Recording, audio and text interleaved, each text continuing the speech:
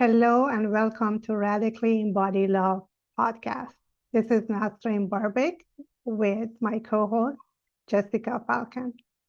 And today we are going to talk about the fear of judgment. What does it mean? How do we feel it? And how does it really affect us? I know for myself in my journey, I had to deal with not only self-judgment that I was not aware, but since my focus was out there, the judgment of others, especially I would say when I was coming out of the closet of spirituality, because I grew up in the community of science and my own family background, which was not any religion based or spirituality. And I really felt it when I was coming to my own path and realization of my own divinity and the way I felt, which was very different. And coming out and being able to communicate that for the longest time, because I was worried of their reaction and judgment, I hide a big part of who I was or who I was becoming. I even in my marriage was hiding the book that I was reading because I knew that it would not be acceptable. So it cost me a lot emotionally. I could not be authentically who I was becoming.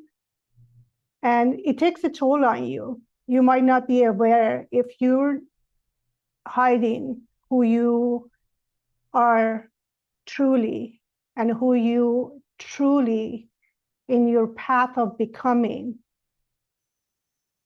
is not acceptable in a way even to yourself, because what I realized later was my own self-judgment and acceptance of who I am becoming. And I had to first go there. And when I learned how to truly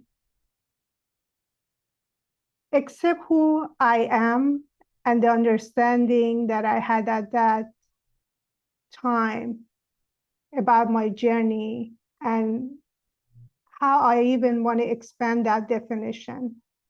Because when we say who we truly are, it's outside of all the conditioning mind and beliefs and the limitation that I was putting on myself. It opened the door to fear in my life. It was I was becoming foreign to myself. And then, of course, the fear of not belonging where I was in my relationship, in my community. So in a way, it is a big deal. And judgment and fear of judgment prohibits true intimacy in relationships, because when we are aware that the person is judging something about us or that we've done, then we tend to shut down or contract, not want to show, not want to tell, not want to confide. And then that intimacy can't exist because you're not opening to the other person. And that fear of judgment is what prohibits us from opening. Because think about when you don't fear the judgment, it's like, well, right, like then I can just say this and still feel really open and expanded, and you can respond with open and expansive energy and words and acceptance, and then you feel free and they feel free, and you keep the intimacy because you keep the connection. But when there's that fear of judgment, it's like, well, there's this contracting that happens in the body, usually in the core, because it's the core where we take in and also repel judgment. And it's that, well, I'm open, but then when we fear it, we go, oh, I'm contracted, I hide, I get small, I want to be invisible, I don't want to tell you, I don't want to show you, I don't want to go there. And then as we contract emotionally, energetically, even physically, then there's no connection with that other person. And we can do this from our own fear of judgment of that person and just do it on our own, even if they haven't actually judged you yet, right? And that's when it's very internal, and we really need to look at that. And it can also happen because of a past history of judgment with that person. Like, you just know, right? Like, maybe in a situation, like, you know, your family judges spirituality. So there's this, well, discernment in a way that can be healthy of, I know this person can't honor and accept this part of who I am and my choices. And so what will I do to, quote, protect the self? Well, or to honor the self and keep that, is to not tell them, because you know they're not going to accept it. But that still affects the intimacy in that relationship. And that's where it gets kind of complicated, because I think that's why the most intimate relationships require the most self-knowledge and self-love from both people. Because, like, I know for myself that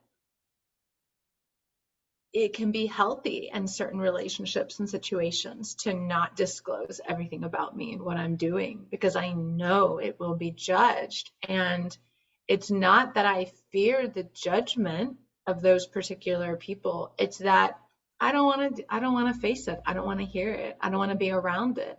And so I selectively choose not to share those things with those people. And that's discerning, and that's healthy. That's a healthy boundary. It's an energetic and emotional boundary. But of course it affects the intimacy. Of course it does. And so in my most intimate relationships, I only really want to be in those where I know the other person has the capacity to, even if they don't like something, to still hear me and accept me and honor me. And that place of, quote, non-judgment is what allows intimacy to flourish in the relationship, and allows it to grow deeper, and allows us to feel safe with the other person being vulnerable and exposing ourselves and exposing our weaknesses, exposing our fears. And this is where within ourselves, we can do all the work in the world, which we can talk about today, to heal and face the parts of ourselves that we are still judging, because we only accept internally the judgment of another when we are judging ourselves. And we also have to choose when and how to cultivate relationships based on the other person's capacity to accept us as well. Yeah, and last episode we did talk about the shadow work, and I think that's what, when you were saying, I thought about that episode, accepting the part of us that is still in the shadow, but bringing awareness to it, so it is no longer in the shadow, but by open heart and acceptance. And that's part of realization that we do, how much do we judge ourselves? And it could be totally in a way that we are not aware of it, the self-talk that we have. And for us to be able to really recognize that, of course, we need to be aware of it. And then when it does become open so we can look at it, we have to do it with the love and acceptance and self-compassion, to be able to really feel our feeling, to recognize that sometimes even those self-talks or the voice is not even our own voice. Where is that coming from? And that self-judgment, and even the expectation that we need to be perfect, and we're not supposed to make mistake, which is sometimes causes a lot of suffering really for ourselves.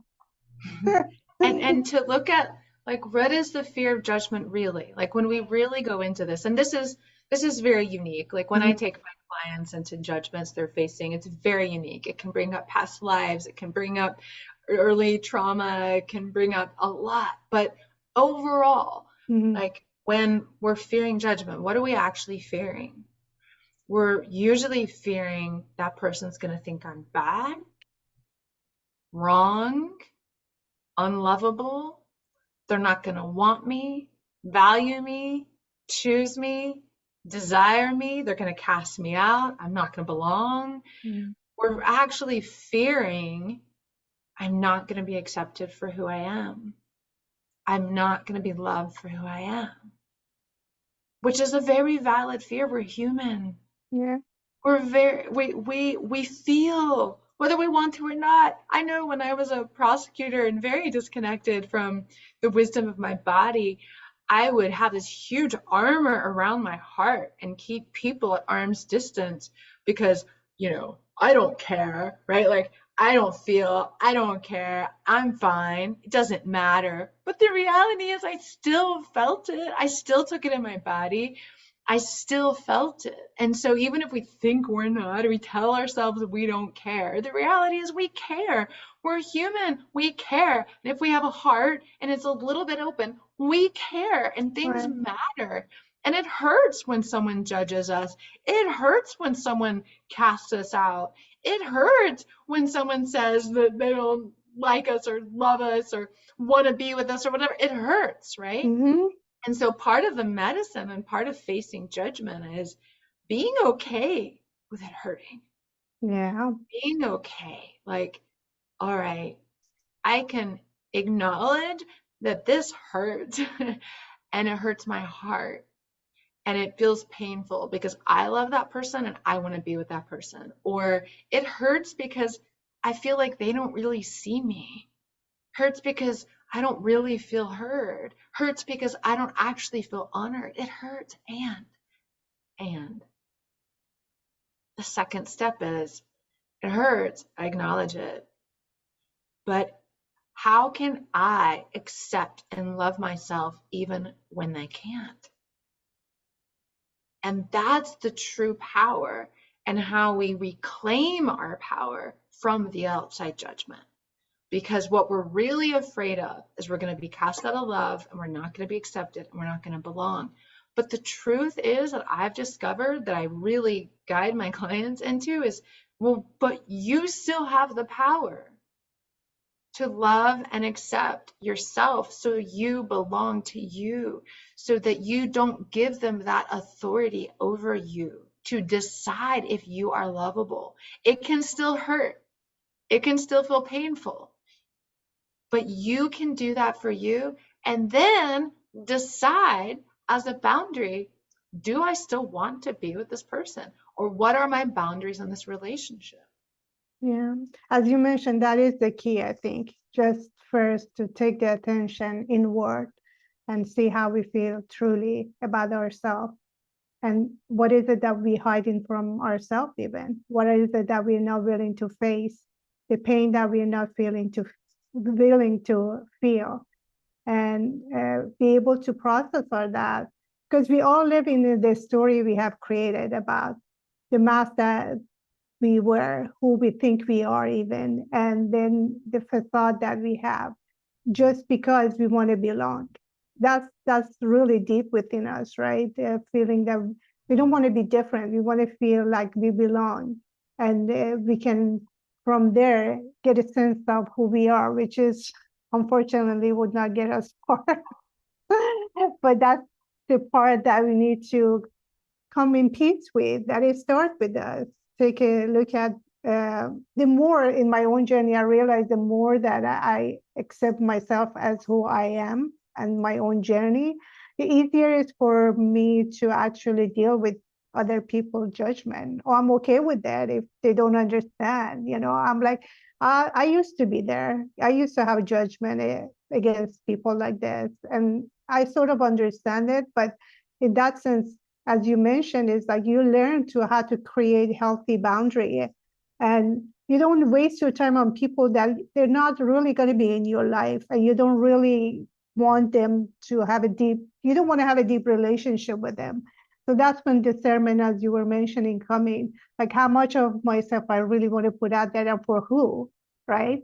But as you mentioned, if I do want deep connection with someone. I cannot do that by hiding part of myself. And because what does that mean? When I'm not fully being myself and I'm hiding part of myself, it means that I'm closing my heart to myself first, and therefore it's not open to anybody else. And it makes it very hard to create that deep connection that we are seeking. And that's the first place that we probably want to look at and do the work.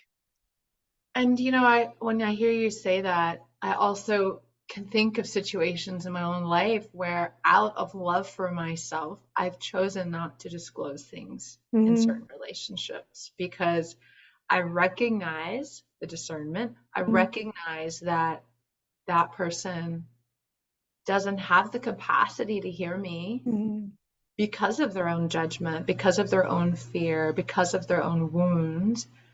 And I've chosen to just not disclose certain things or talk about certain things. And that is the most loving thing I can do for myself in those relationships. And the reality is it does affect them.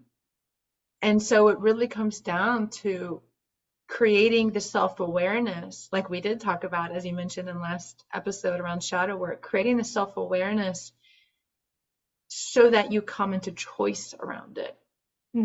Because choice is where we gain that sense of power. Like, we're choosing whether or not to accept ourselves. We're choosing whether or not to judge ourselves. We're choosing whether or not to accept the other person's judgment. We're choosing whether or not to love ourselves anyway. We're choosing whether or not to remain in that relationship. We're choosing what to disclose and not disclose. And so for me, sovereignty is all about choice, right? And the thing is, we can only choose for ourselves when we know ourselves through that level of self-awareness and query and introspection. And so, when we take in another person's judgment and fear it, well, I'm going to back up. When we fear the judgment of another, I think what it really comes down to is that we don't trust ourselves to not take it in. We don't trust ourselves to accept ourselves and to love ourselves anyway, because we're actually giving power to that other person to decide for us.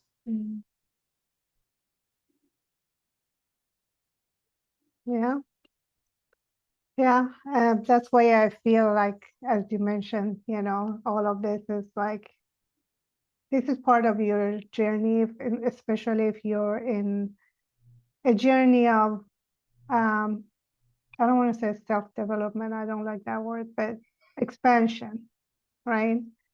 And this is part of our journey to align truly with who we are. In a way, for me, at least, it was getting to know someone I didn't know really, right? The idea of who I was crumbling, and I was coming out of the delusion of who I thought I was, which was based on my career and how others saw me or how I pretended I was. And then getting to know this new emanation of who I was becoming and really get to know myself. And then acceptance of that really is like you don't feel comfortable in your own skin for a while, right? Because it's just for you is even foreign as you go through this journey, really. It's like you're breaking out of your cocoon, right? And you now coming out as a totally different species in a way. Now you're going to fly like a butterfly. You never have flown before, So you for sure is not going to be very natural, and you're going to fall, and you're going to not know what to do, right? I think that insecurity is there very much in part of the journey until you get used to or get to know yourself truly. and what is acceptable or not acceptable anymore. Because for the longest time, you've been acting based on your conditioning in a like a automatic way, not even putting any thought in that. So now you have to be really conscious and ask constantly, is this what I really want? Is this a relationship that I really want to be in? Is this who I am? And is acceptable for me now? And all of this is really, as you mentioned, a lot of self-inquiry to truly uh, knowing who we are outside of the, social norm. Mhm, mhm. And what I hear you saying, and just to reiterate as well, like, what is that antidote to those moments when we accept the judgment, or we've taken it in, or we become aware where we've taken that in, even when we're feeling unstable and insecure and all of these things, because we're in the midst of developing a new identity or discovering ourselves more, which is a huge part of the Mm-hmm. process. We're going to have moments where we don't know, and we are looking at ourselves through the eyes of others. But then how can we in those moments still bring it back to self-acceptance, Mm-hmm. even if all you can get to is, I accept I feel this pain? Mm-hmm. Even if that's all you can get to in those moments, right? At least you're acknowledging that and accepting that, because the the pushing aside and casting aside of those painful feelings creates that stagnancy in the body, and it also creates that disconnection from our actual experience. And Mm-hmm. then we're no longer intimate with ourselves Mm-hmm. to even be intimate with another. And so if we can at least get that far and then do the inner work, whether it's through a guide or coach, whether it's through whatever that is, those resources and tools that you have, journaling, meditating, self-inquiry, to do the inner work, to look at, okay, like right now I can't accept this part of myself fully yet because I'm still judging it. So that gives you a clue, like where to focus your energy, what to Mm-hmm. open your heart to, what to sit with, what to be with, so that you can come into that self-acceptance, because self-acceptance is the antidote to judgment. Mm-hmm. Yeah, yeah. Self-acceptance is the piece that is going to take us to the true self-love, right? Accepting who we are without any judgment or condition, and accepting that we're human too. We make mistake and we fall down and we get up again, and uh, do that with the compassion. And you know all of this comes together as self-compassion, self-forgiveness, becoming truly who we truly are. That's the work, I guess, we all need to go through.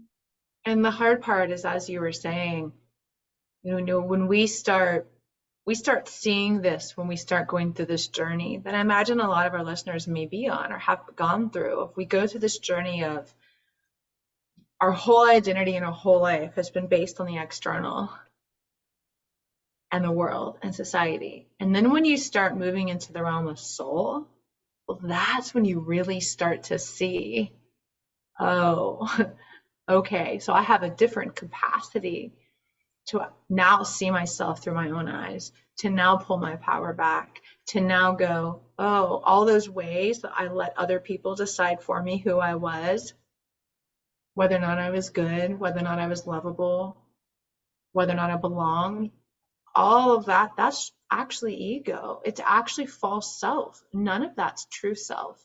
And so, really, facing the fear of judgment is particularly hard when you're in the middle of that journey of coming out of that external identity into the true self, into the true identity, into the soul, into the divine self. Well, that requires really looking at the ways in which you've only seen yourself externally. And that's why facing judgment is so hard, when the anchor isn't yet formed into the new self, into the true self. It becomes a lot harder. And so it's that stage of progression where I think it's especially important to have guidance and support and help, because it's that stage of progression in which we really start releasing more and more of all that we've taken in, but becoming more and more of who we truly are. And it's such a spiraling, sometimes messy, complicated, can be year-long process. Yeah. What I hear you say is like, instead of looking at ourselves in an egocentric way, an egocentric way of living, we have to change to soul-centric way of being and living. Exactly. Yeah. And then that's really where I believe and have experienced, that's really where our power is, because I don't believe we can truly be in our sovereignty and our true power if we're not connected to that inner self, that true self, that soul self. That's our power. That's where we source that love and acceptance from. Yeah. 100% agree. That is where the power is, our true power lies. Yeah. And so for our listeners, as we kind of wrap this up today, one of the ways we can leave you with is to start looking at this, is to start just noticing, what judgment am I fearing and why? And do I agree with this judgment? Is this my truth? And that kind of inquiry is really helpful. Yeah. And as usual, the first step is to be self-aware, to even recognize those voices from the time that you're putting yourself down, and being willing to look at the part that it might be ugly, it might not be what you want, and just be willing to feel the pain, knowing that self-acceptance comes with self-love and self-compassion. Go through it with that in mind. That's why I say it a lot, but self-knowledge is the key to freedom. It is the key to freedom. And so I don't think we can ever be free without that. Not truly. Because if we don't have that self-knowledge, we are constantly taken by the external, and we give it all the power and we let it decide for us. And so if we want to experience freedom, we've got to do the work of reclaiming yourself in love, of reclaiming your self-knowledge and that self-inquiry. But more than self-inquiry, because here's a final note. I know we want to wrap up in a few minutes to keep this around 30 minutes, but the final note around that is I see a lot in the spiritual world where it's like, yes, self-inquiry, self-awareness, beautiful, but it stops there. But that never frees you. That doesn't bring you the power. That doesn't bring you the sovereignty or the freedom. You have to take that self-awareness into action, into then becoming a conscious creator, and then actually deciding for yourself who you are, actually anchoring into that truth, and then letting that decide for you and becoming your own authority. That's what actually creates that transformation. Yeah, I agree. Just the last thing to say, as you said that, I was thinking about that.